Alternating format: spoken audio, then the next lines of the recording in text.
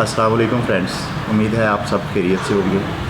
आज काफ़ी अरसे बाद हम अपनी नई वीडियो अपलोड करने जा रहे हैं जो कि रमज़ान के हवाले से है। जैसा कि आप सबको पता है कि रमज़ानुल मुबारक का बरकत महीना शुरू हो रहा है, तो इस सिलसिले में आज की हमारी वीडियो का मकसद आपको ये बताना है कि रमज़ानुल मुबारक में अगर आप जिम ज्वाइन करना चाहते हैं या अगर आप जिम कर रहे हैं तो आप किस तरह अपना गोल अचीव कर सकते हैं या अपने आप को, अपनी ट्रेनिंग को कंटिन्यू कर सकते हैं। रमज़ान के दीनी फ़वाइद के बारे में तो आप सबको इल्म है, लेकिन दुनियावी हिसाब से भी रमज़ान मुबारक में बहुत से फ़वाइद हासिल होते हैं। हम रमज़ान मुबारक में रोज़ा रखते हैं तो इससे फास्टिंग की वजह से हमारी बॉडी में इस तरह के बहुत से हम ज़रूरी इम्प्रूवमेंट कर सकते हैं, ज़रूरी चेंजेस कर सकते हैं जो कि दूसरे आम रूटीन में मुमकिन नहीं।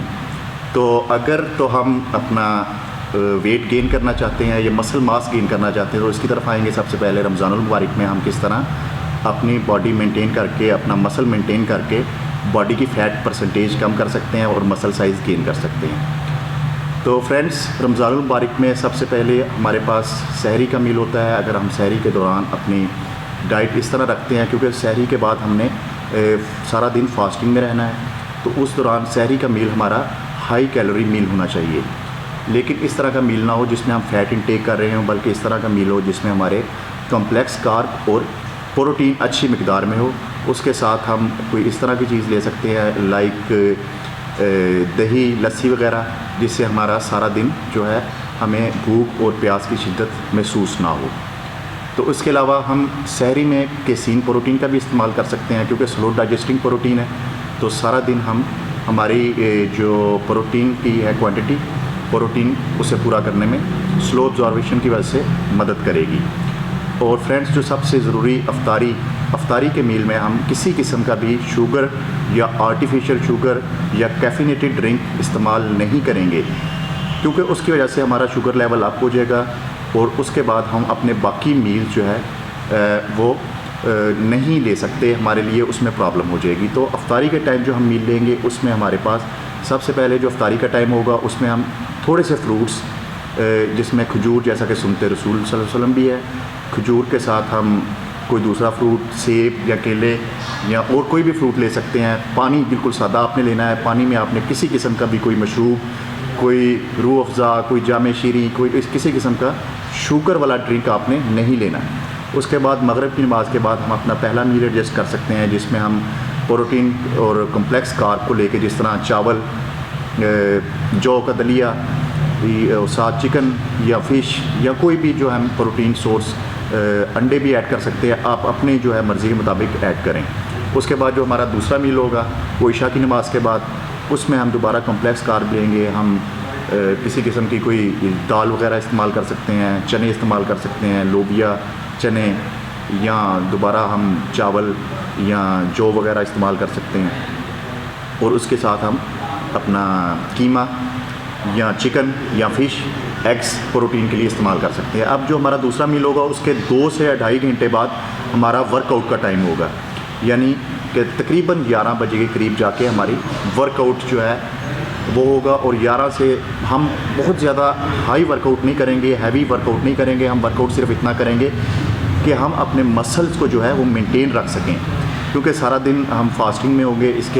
उसके बाद हम 2 मील जो है इनटेक करने के बाद अगर हाई इंटेंसिटी वर्कआउट करते हैं, बहुत ज़्यादा वर्कआउट करते हैं, तो हमारी बॉडी ऑब्वियसली उसको रिकवर नहीं कर सकेगी। इसलिए हमने अपना वर्कआउट प्लान इस तरह एडजस्ट करना है कि हम बिल्कुल नॉर्मल सा वर्कआउट करेंगे, जिसमें हम कोई भी अपना एक बॉडी पार्ट को डेली की रूटीन पे वर्कआउट कर सकते हैं।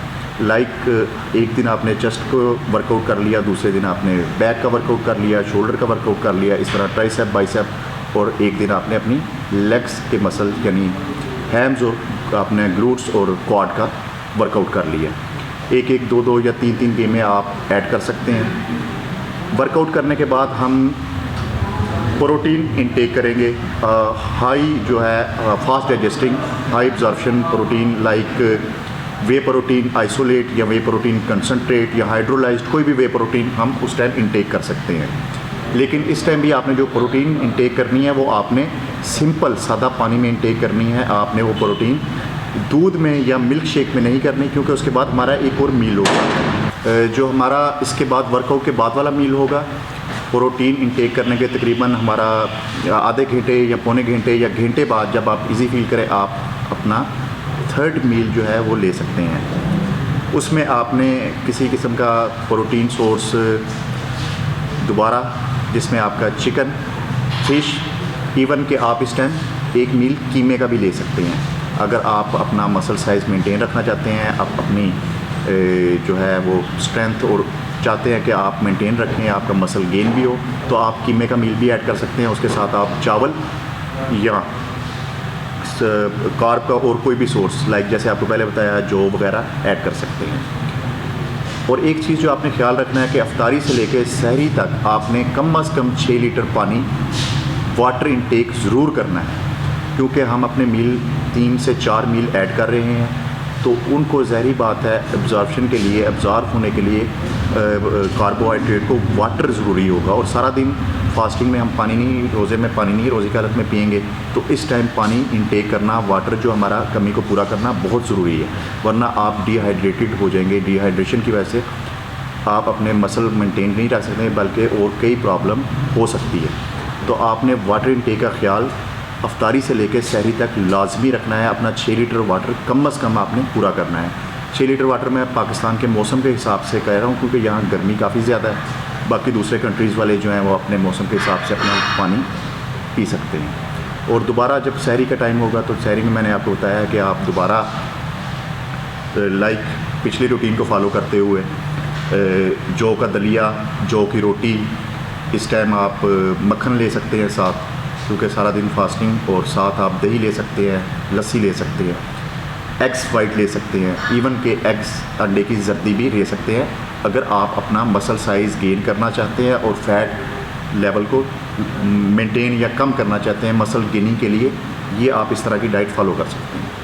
और अगर आप चाहते हैं कि रमज़ानुल मुबारक में आप अपना फ़ैट लेवल कम करें, अपना वेट रिड्यूस करें, तो उस हिसाब से आप अपनी डाइट में थोड़ी चेंजिंग कर सकते हैं। आप अपनी कार्डियो ऐड कर सकते हैं। कार्डियो का सबसे बेहतरीन टाइम अफ्तारी से पहले का होता है, लाइक असर की नमाज़ से लेके मगरिब की नमाज़ तक, अफ्तारी तक आप जो है अपनी कार्डियो ऐड कर लें अगर आप रोज़े से हैं। और उसके बाद अगर आपको कोई शुगर वगैरह का प्रॉब्लम नहीं, कोई और प्रॉब्लम नहीं है जिसकी वजह से आपका अफ्तारी से पहले शुगर लेवल लो होने का ख़तरा हो, तो आप कार्डियो ऐड कर सकते हैं अफ्तारी से पहले।